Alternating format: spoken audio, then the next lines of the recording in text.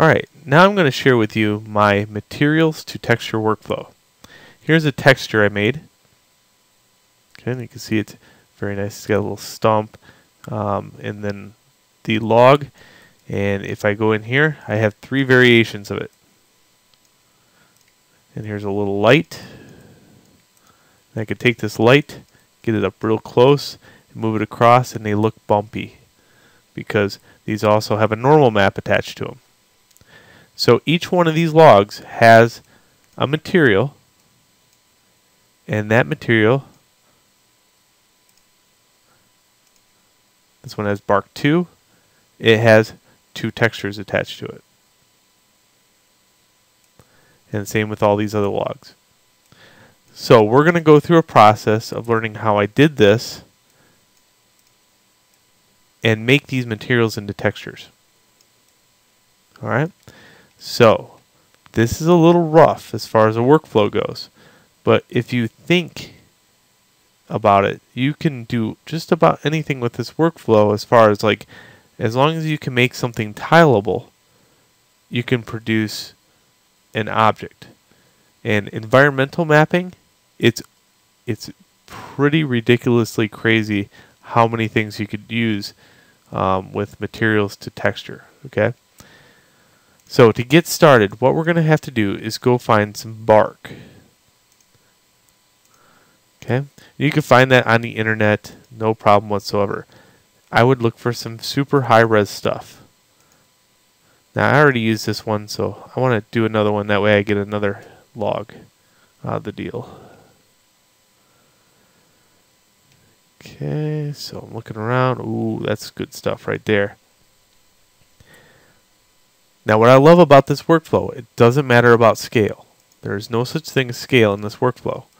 So here I have a huge, super high res texture.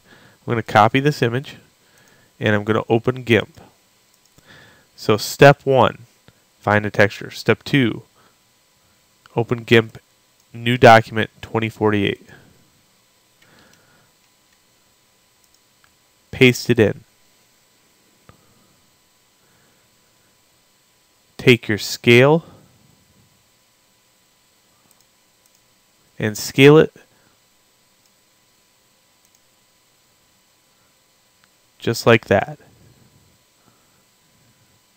Make sure there's no white line or anything else. Make sure it goes all the way out to the outside edge.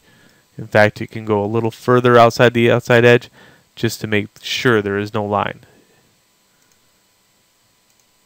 Okay, next, click on background.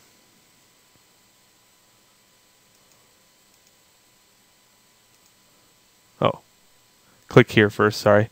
Create new layer, then click background. So now what it did is squared it off. Now go layer,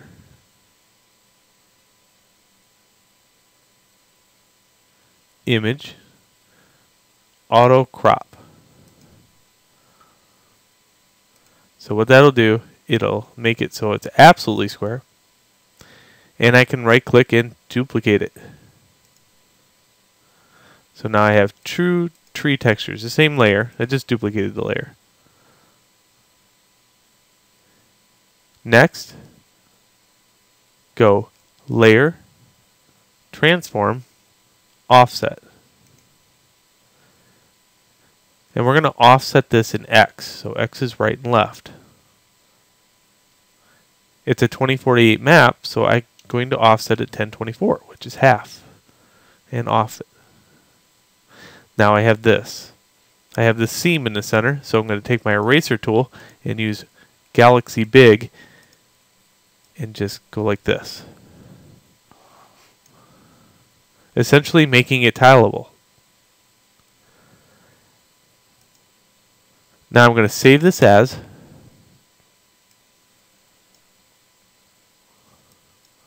Now I got a lot of things in this directory, so I think it would be easier for me to make a new directory in here and not let you see this, or lest I be confused.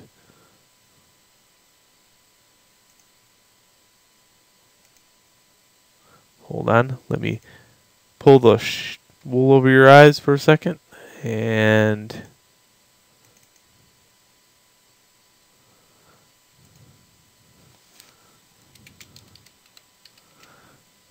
there we go. Okay, so nothing in this directory. Ha ha ha.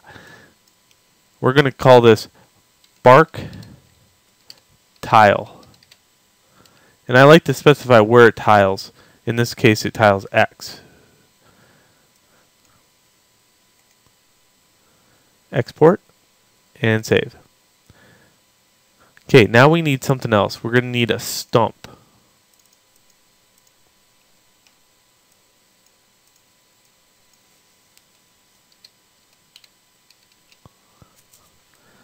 Okay, let's see. Where's this good stump? I need one with a good core to it. This might be a little high. Let's go to advanced search and search something a little bit smaller. This doesn't have to be super high res. Oh, here we go. This is the one I was using. So I want to see this one, full size image, and I'm going to copy this. And then I'm going to go into GIMP. I'm going to hide these two layers and paste it in.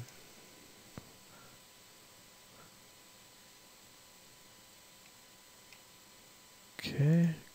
Click make a new layer and it should show up. And then I'm going to scale that down. I'm going to scale this down to right about here. And hit scale. And I'm going to put it over here somewhere. And I'm going to duplicate it. Right click, duplicate layer. Use the move tool to move that one down. So now I got two of those.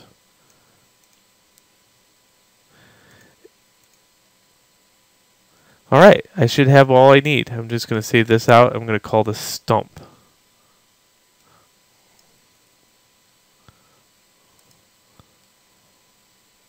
These don't tile. So stump. So now what I'm teaching you is the ability to use the tile technique along with non-tile textures. This is very powerful. It's very confusing too, I know, but you'll be okay. In the next video, we're going to use these two maps on a piece of geometry. So meet me there.